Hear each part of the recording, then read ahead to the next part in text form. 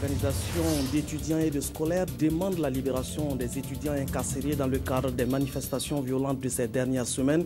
Ils condamnent les actes de vandalisme et de violence et dénoncent certaines dérives qui n'honorent pas la juste lutte des étudiants. Prévention mère-enfant du VIH, Plan Burkina a conduit un programme dans 3 régions du Burkina. Plus de 842 millions de francs CFA ont été mobilisés pour la cause. À la fin de ce programme, on fait le bilan et on apprécie les résultats atteints. En Égypte, ce mardi a été chaotique après l'intervention des forces de l'ordre pour disperser les sit-ins des Pau-Morsi.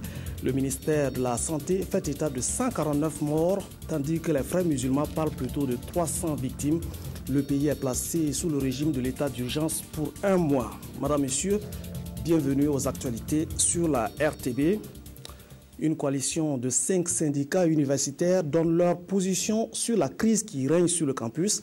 Il s'agit de l'UNEF, l'Union nationale des étudiants du Faso, le MEFA, le mouvement des étudiants du Faso, l'UNARES, l'Union nationale pour la renaissance estudiantine et scolaire et l'USFB, l'Union des étudiants et scolaires du Burkina et l'AGCF, l'Association des scolaires et étudiants du Faso.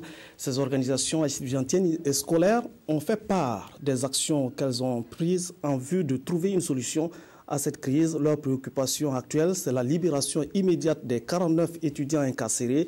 Sylvestre Da nous donne les détails.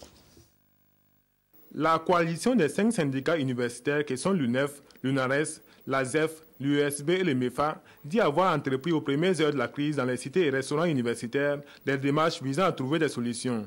C'est ainsi qu'elle a rencontré les autorités, les parents d'élèves, les forces de l'ordre et certaines associations. Au stade actuel de la crise, la coalition demande en priorité la libération des 49 étudiants incarcérés. Jusqu'à hier, on était rassurés que les camarades étaient libérés. Mais comme c'est une question de la justice, effectivement, les choses sont venues encore... et ça a pris une autre tournure. C'est par rapport à ça que nous voulons interpeller un peu à la nation entière, voilà, de venir en aide à tous ceux-là qui sont effectivement dans les prisons présentement. Voilà. Et nous profitons effectivement aussi pour condamner l'acte et nous n'aimerons plus que cela se reproduise voilà, prochainement, puisque c'est des choses qu'on pouvait éviter. Avec la fermeture des cités et restaurants universitaires, on assiste de part et d'autre à des élans de solidarité au profit des étudiants. Des initiatives saluées par la coalition, mais elle en appelle tout de même à la vigilance des étudiants. Ce que nous déplorons, c'est que quand c'est l'opposition qui tend la main, effectivement, nous voyons que les gens sont pressés d'aller récupérer. Mais quand c'est le gouvernement, effectivement, on essaie d'interrompre et on essaie d'empêcher les gens de s'inscrire. Et nous nous demandons si effectivement nous sommes des opposants ou nous sommes du gouvernement. Et c'est là que nous voulons effectivement faire comprendre aux uns aux autres que nous ne sommes pas des opposants, nous ne sommes pas effectivement du gouvernement, nous sommes des combattants. Et tout jeune aujourd'hui est un combattant. Et nous combattons pour notre liberté, nous combattons pour se faire une place au soleil, nous combattons pour notre avenir. Et pour que les gens sachent faire la part des choses, et il ne faudrait pas qu'ils mélangent effectivement notre formation et la politique. Pour la coalition, la crise qui secoue l'université de Ouagadougou est imputable non seulement au manque de communication entre les acteurs du monde universitaire, mais aussi à l'infiltration dans les manifestations de personnes mal intentionnées. Elle déplore en outre la destruction des véhicules de l'État et au regard de la gravité de la crise qu'elle juge tragique et sans précédent, elle recommande en plus la libération de leurs camarades, la réouverture des cités et la sauvegarde de l'institutionnalisation des cités vacances. Jeunes et migration, quels enjeux pour le développement du Burkina Faso? C'était le thème de la journée de la jeunesse commémorée cette année à Bobo-Dioulasso le 12 août dernier. Le ministère de la Jeunesse, de la Formation professionnelle et de l'Emploi a voulu éclairer les jeunes sur la réalité des migrations et les édifier sur les instruments juridiques qui sous-tendent les politiques migratoires en Hadis Andamba. Venus des 13 régions du Burkina Faso, ces jeunes sont à l'école des enjeux de la migration pour le développement du pays des hommes intègres.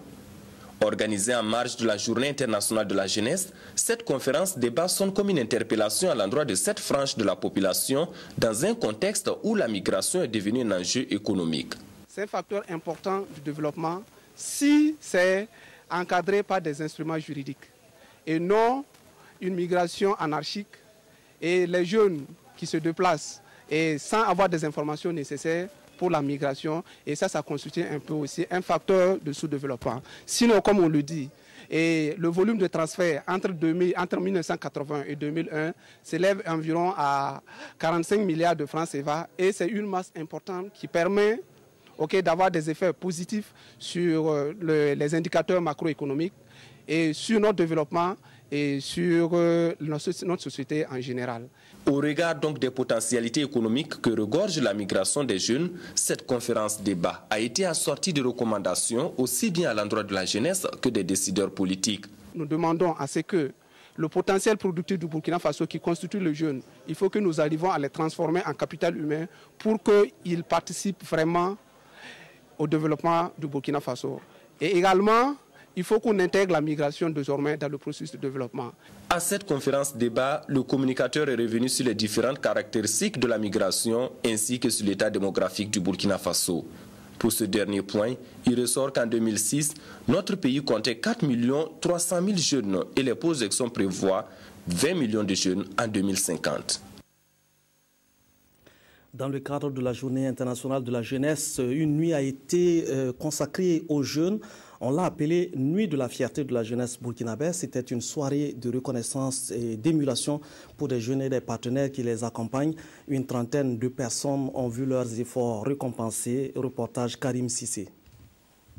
Après une journée marathon pointillée de cérémonies, de conférences et de reboisement, voici venu le moment de la détente. Un moment solennel dénommé les fiertés de la jeunesse burkinabé. C'est l'occasion pour les initiateurs de reconnaître le mérite des jeunes qui se sont illustrés par leurs actions novatrices et des personnes physiques et morales qui se sont investies aux côtés de la jeunesse. Nous tenons à témoigner notre gratitude à ceux qui nous ont accompagnés. On n'a pas la chance d'avoir beaucoup de gens qui ont confiance à des gens qui n'ont pas encore fait leurs preuves, que sont les jeunes. Donc lorsque nous avons des autorités, des personnes physiques ou morales qui soutiennent ces activités, nous pensons qu'il est bien de notre part de pouvoir le leur reconnaître et de façon officielle en public pour leur dire que ce qu'ils ont fait, quelle que soit la petitesse de l'acte, c'est quelque chose de très important. Et comme je l'ai dit, c'est un peu de terre à la terre pour terminer la termitière. Pour cette deuxième édition de la Nuit de la jeunesse, c'est une trentaine d'acteurs qui ont été récompensés. Une récompense qui sonne comme une invite aux lauréats à toujours œuvrer pour la cause des jeunes. Moi, j'ai reçu par exemple un trophée. Ça m'a fait chaud au cœur de savoir que la jeunesse, en tout cas, pense que déjà je l'accompagne et que je fais quelque chose. Donc, c'est vraiment quelque chose à instituer et à encourager. Je prends pour cette distinction comme une invite pour ma personne, mais aussi pour le ministère de la Jeunesse, pour que nous travaillons davantage pour soutenir la jeunesse, de sorte que la jeunesse puisse savoir qu'aujourd'hui le Burkina Faso compte sur elle, mais pour qu'elle puisse quand même avancer, il faut qu'elle ait du soutien. Le soutien qui permet à la jeunesse aujourd'hui de pouvoir mériter aussi de la confiance des autorités. Moment de convivialité, cette nuit a été marquée également par des prestations d'artistes. Des artistes venus soutenir la cause de la jeunesse. L'État s'engage à accompagner la communauté musulmane pour l'intégration des écoles coraniques dans le système classique de l'éducation. Les responsables religieux et promoteurs d'écoles coraniques ont pu mesurer l'enjeu d'une telle mesure qui vise à donner les mêmes chances de succès aux talibés que les élèves de l'école formelle. Plus de détails sur les conclusions de cette concertation consacrée au foyer coranique avec Abdoul Rasmane Zongo. Ces participants ont porté une réflexion poussée pendant 3 jours sur les obstacles auxquels sont confrontés les promoteurs des foyers coraniques, les maîtres coraniques et les apprenants, notamment les talibés. Ces échanges entre communautés musulmanes, ministères et partenaires de l'éducation ont abouti à quelques recommandations. C'est la réforme. Nos écoles coraniques attendent une réforme actuellement parce que nos réformes coraniques n'ont pas évolué avec leur temps. Elles sont restées telles qu'elles ont été ouvertes depuis les années 50, 60. Et vous voyez que tout système qui n'évolue pas stagne et finit par mourir ou bien en tout cas donner un produit qui n'est pas efficace. La réforme effective des foyers coraniques commande également et surtout les concours de l'État, garant de l'éducation. Ce qui est essentiel pour nous, c'est d'abord de nous assurer que nous puissions les repérer dans un premier temps. Ensuite, c'est de s'assurer qu'au niveau des curriculums, nous puissions développer avec eux avec leur contribution, un curriculum qui va à la fois concerner, bien sûr, les apprentissages religieux, mais aussi des capacités et des compétences techniques et professionnelles qui vont permettre à ces enfants-là, demain, d'être capables aussi de gérer leur vie, mais de gérer la société burkinabé en termes de contribution à son développement. La finalité de ces journées de réflexion est de faire en sorte que tous les enfants, mendiants ou non, aient une égale chance d'accès, d'apprentissage et de formation dans le système classique de l'éducation. 200 douaniers achèvent leur cursus à l'END, l'École nationale des douanes. La promotion s'est donnée comme nom de baptême défi et intégrité, une promesse de servir avec plus de professionnalisme et de probité l'administration publique. Ils ont reçu en présence d'autorités gouvernementales, de parents et d'amis leurs épaulettes, en présence aussi de Abdelaziz Yaguibou. Au pas de l'excellence, les majors de la cuvée 2013 de l'École nationale des douanes avancent pour recevoir leurs attributs. Des épaulettes, mais aussi des diplômes qui font désormais d'eux des agents mieux avertis en matière de technique et d'éthique douanière. Ils tiennent la tête d'une promotion composée de 120 préposés, 42 assistants et 23 contrôleurs formés tous en 2 ans et de 31 inspecteurs qui, eux, ont bouclé un cycle de 3 ans. Nous sommes aujourd'hui animés d'un sentiment de joie et de satisfaction. Joie parce que, nous avons reçu une formation de qualité, que ce soit au sein de l'ENAREF ou de l'END. Et nous sommes aujourd'hui outillés pour appuyer l'administration des douanes dans les missions qui lui sont assignées. 216 lauréats, dont des Gabonais, des Togolais, des Tchadiens, des Centrafricains et des Congolais. Une promotion qui prend pour nom de baptême défi et intégrité. Pour nous, c'est extrêmement important dans un contexte où, plus que jamais, nous voulons mettre l'accent sur les recettes propres pour financer notre développement. Aujourd'hui, nous sommes à près de 2 tiers du budget qui est financé par nos ressources propres. Il faut qu'on puisse renforcer cela. Le recouvrement dit aussi des hommes de qualité qui, sur le terrain, font leur travail avec beaucoup d'abnégation. On dit qu'il faut qu'ils semblent de courage et qu'ils soient des exemples de probité, d'intégrité, afin donc que les missions qui vont leur être assignées à leur poste de travail, qu'ils soient des agents exemplaires, afin qu'on puisse dire que cette promotion-là a apporté un plus au développement de notre pays. Après 43 ans d'existence, l'École nationale des douanes, aujourd'hui érigée en EPA, affiche de nouvelles ambitions. L'adaptation de l'offre pédagogique aux méthodes innovantes intégrant l'éthique et le développement des offres de formation ciblées, courtes et pointues. Une démarche qui vise à mieux positionner l'école, devenue de nos jours une institution de référence africaine. Le Trésor public attend également des collectivités une bonne maîtrise des prévisions budgétaires et une plus grande mobilisation des ressources. À Zignaré, des techniques d'accès et de recouvrement, de gestion rigoureuse et transparente des ressources ont été enseignées aux financiers, comptables et trésoriers des collectivités de la région. Reportage Éléonore Yerbanga. Ils sont responsables des communes de la région du plateau central et acteurs financiers de la décentralisation. Réunis autour d'une même table, ils veulent ensemble trouver des techniques de prévision et de mobilisation optimum de ressources budgétaires.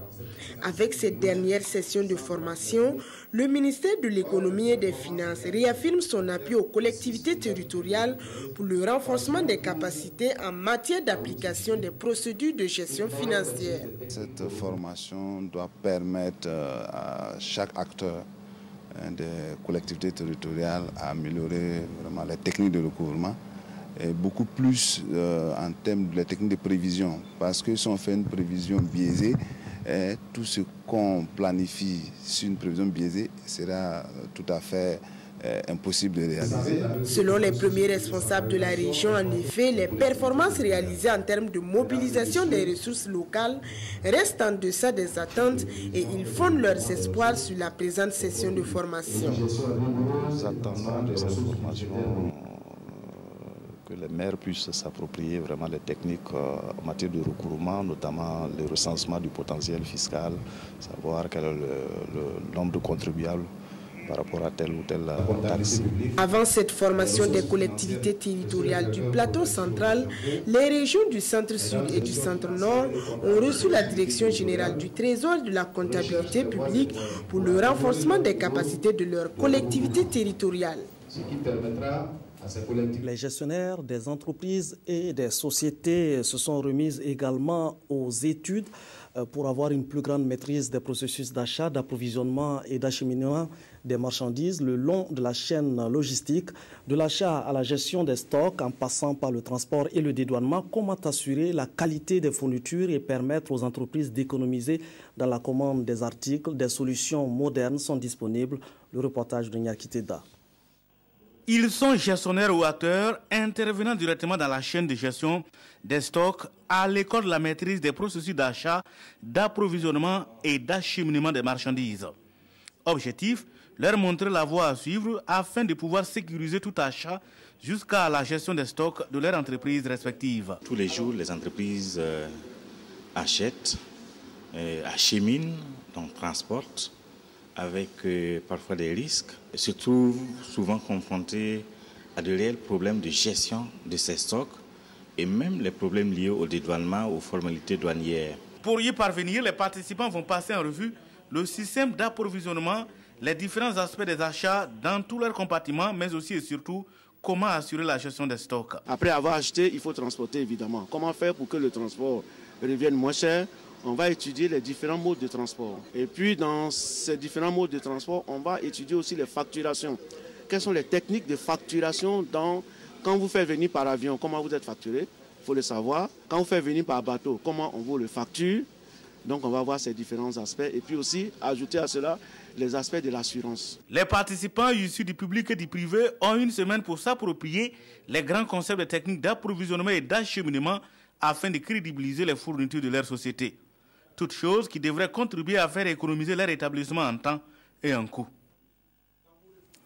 Le ministère de l'Agriculture et de la Sécurité alimentaire sollicite l'accompagnement des élus locaux et des organisations professionnelles agricoles pour l'élaboration de la politique nationale de sécurité alimentaire.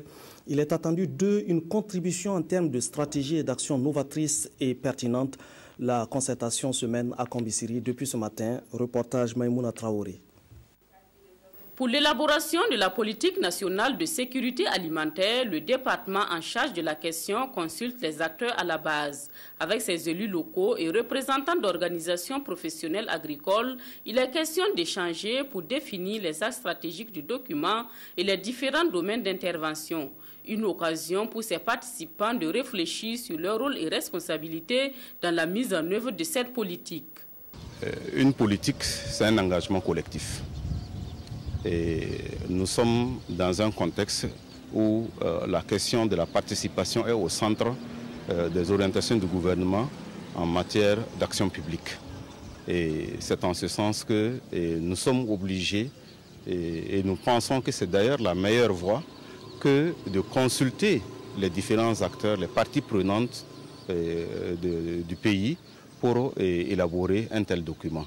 Il ne s'agit pas donc de faire un document au sommet et de le présenter aux différents acteurs, dire voilà la politique, mais c'est partir de la base, tirer les consensus et pouvoir arriver au niveau global à avoir un document qui est accepté par tous, qui est partagé par tous, qui est connu par tous, et pour qu'effectivement on sache ensemble où on va, quand on fait quoi, et que les acteurs aussi comprennent l'action publique quand il s'agit de gérer la sécurité alimentaire.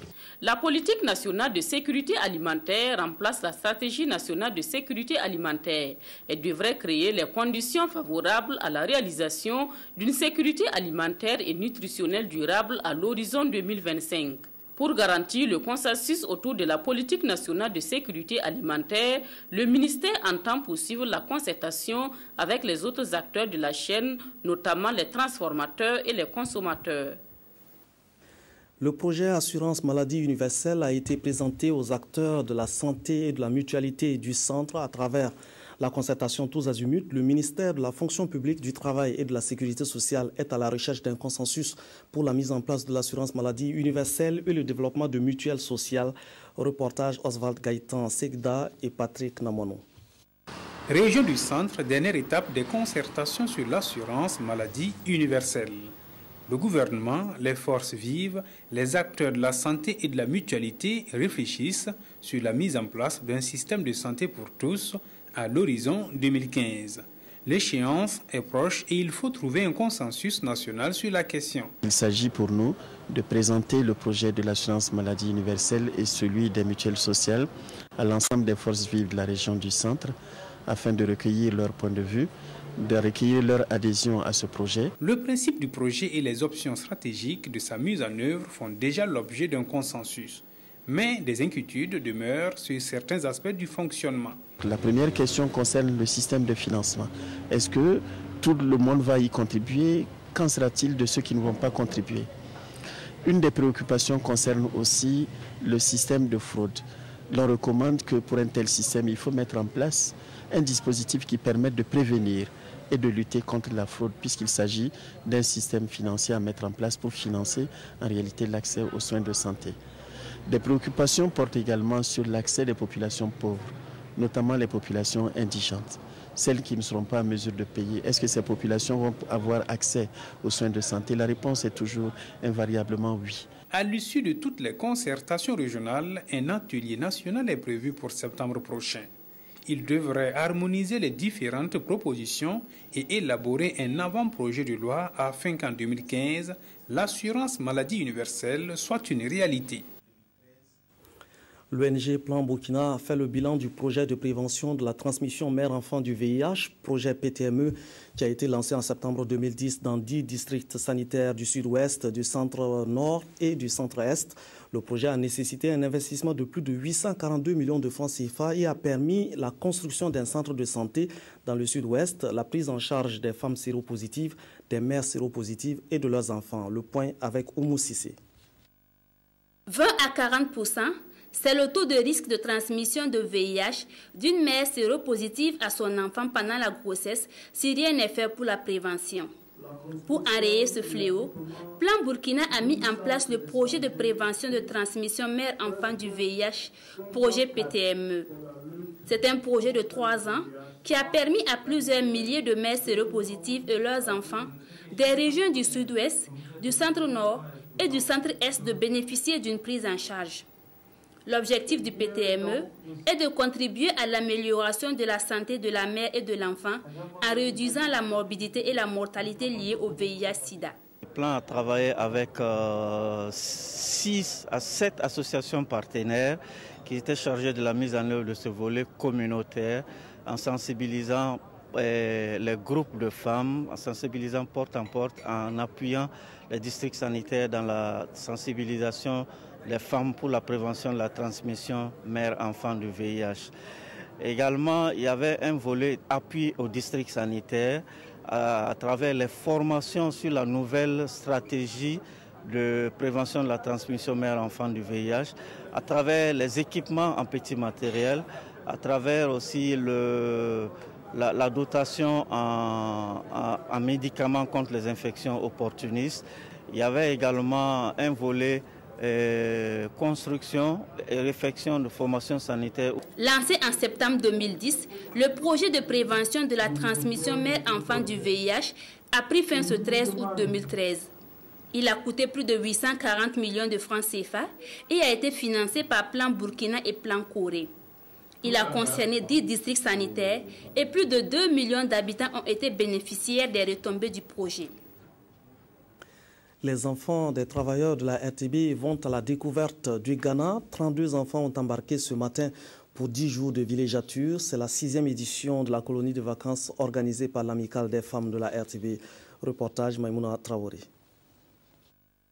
Ils ont hâte de découvrir le Ghana, ce pays frontalier du Burkina Faso que la plupart de ces enfants des travailleurs de la RTB connaissent à travers la télévision et les cours d'histoire et de géographie. Les colons embarquent donc avec à l'esprit découvrir de nouveaux horizons. J'aimerais découvrir plein de choses et j'ai entendu parler du Ghana, que c'était une bonne chose. Donc j'espère passer de bonnes vacances. J'ai fait 9 mois à l'école, j'ai étudié et je suis fatiguée, je dois aller me reposer, apprendre beaucoup de choses. L'opportunité leur est offerte par l'Amicale des femmes de la RTB. nous, en tant que personnel, on se connaît et permettre à nos enfants de se connaître et de se tisser des relations. À quelques minutes du départ, les accompagnatrices donnent les dernières consignes. Les parents ne tarissent pas de conseils, les premiers responsables de la RTB aussi. Je suis venu pour leur témoigner tout mon soutien et les accompagner pour ce voyage qui certainement va contribuer à éveiller la conscience de ces jeunes. Beaucoup de sagesse, beaucoup d'attention et puis une bonne dose de curiosité positive. Et c'est parti pour 10 jours de villégiature pour ces 32 enfants des travailleurs de la RTB. Quand l'environnement va bien, l'économie va bien, les finances aussi. Aussi, les agentiers avaient-ils abandonné momentanément leur bureau pour poser un acte de portée économique durable, planter des arbres, et pour le faire, ils ont choisi la direction du Centre des impôts de Signoguin. Albert Ouedraogo et Sylvestre Da. Nous sommes ici à la direction du Centre des impôts de Signoguin à Ouagadougou, site choisi par le ministère de l'économie et des finances pour démarrer la lutte contre la désertification en cette campagne de reboisement 2013. Cette activité, qui s'inscrit en droite ligne de l'appel du gouvernement à planter utilement des arbres, vise aussi d'autres objectifs. Vous savez que la question de la désertification est une préoccupation. Nous sommes un pays qui est très exposé et il faut que nous ayons des réflexes citoyens. Et par conséquent, à travers cette opération d'aujourd'hui, notre département veut apporter sa contribution à cette opération. Et puis quand on parle de reboisement, il faut, comme on dit, planter utile. Voilà pourquoi nous avons choisi de le faire au niveau d'un nouveau site, en tout cas de nouveaux locaux, d'un de nos services, parce qu'il faut aussi que autour des lieux de travail, on puisse créer les conditions d'un cadre de vie agréable. Il faut qu'il y ait des arbres. Et par conséquent, cette opération, à la fois va contribuer au reboisement, mais aussi qu'il y ait les conditions, un cadre de vie approprié, un cadre de vie agréable pour nos services. Cela révèle un intérêt certain pour les Burkinabés ainsi que pour les agents de la direction du Centre des impôts de Signoguin. Le ministre les exhorte à tout mettre en œuvre pour veiller à l'entretien, à la survie et à la croissance des plants mis en terre. Cette campagne de reboisement devrait se poursuivre au sein des autres structures du département de Lucien Marie-Noël Bemba. À présent du sport et basketball, les étalons sont tombés lourdement face au Fennec d'Algérie par un score de 70-50. Des Algériens plus expérimentés qui ont réussi à se racheter après la défaite de la première journée. Chez les Burkinabés, la défaite arrive après plutôt une belle démonstration de force au cours de la première journée. La Centrafrique s'est également imposée en première rencontre face au Sénégal par 88-79. Modeste Ouedraogo et la Sinessie Ouattara. Ce soir, beaucoup de maladresse ce soir. Mamadou Sawadogo et ses coéquipiers n'ont pas réussi l'exploit de rééditer leur belle performance réalisée en match d'ouverture face à la Centrafrique. Ce soir, ils sont passés à côté de leur sujet dès l'entame du match. C'est l'Algérie de Madi Chérier qui affiche plutôt la sérénité et nous fait remarquer de fort belle manière. Le Burkina Faso, amené par Derek Durham, balbutie son basket, mais parvient tout de même à suivre le rythme et inscrit quelques paniers grâce à Jean-Paul Bayala et Mamadou Sawadogo. Au premier quart-temps, le score est de 21-15 pour l'Algérie. Les Fennecs élèvent le niveau de leur jeu et se donnent un peu d'air avant de prendre la pause. Score 34-24. À la reprise, malgré les efforts de Ibrahim Cissé, arrivé il y a moins de 24 heures, les Burkinabés restent timorés et manquent surtout d'envie et de concentration. Des failles judicieusement exploitées par les Algériens qui creusent l'écart et mènent désormais avec 15 points d'avance. Le Money Time est algérien. Sédik Taoufi ne rencontre pas de résistance et enfonce le clou. Score final 70-50, soit 20 points d'écart pour l'Algérie. Une soirée à vite ranger dans les oubliettes et penser au prochain match face aux Lions de la Teranga, toujours au Palais des Sports. Justement le Sénégal, pour sa deuxième sortie face à la Centrafrique, caressait le secret espoir d'arracher une deuxième victoire après celle obtenue contre l'Algérie lors de la première journée. Une ambition anéantie par les fauves qui contrôlent le jeu, mais aussi le score au marquoir. Un match entre deux habitués de la haute compétition. Max Kouguéré et les siens enchaînent les paniers, mais la réponse des Lions ne se fait pas attendre. Le mano à mano continue jusqu'au dernier son du baiser qui voit la victoire de la Centrafrique 88-79. Prochaine étape pour les fauves, ce soir face au Fenech d'Algérie au Palais des Sports de Ouagadougou.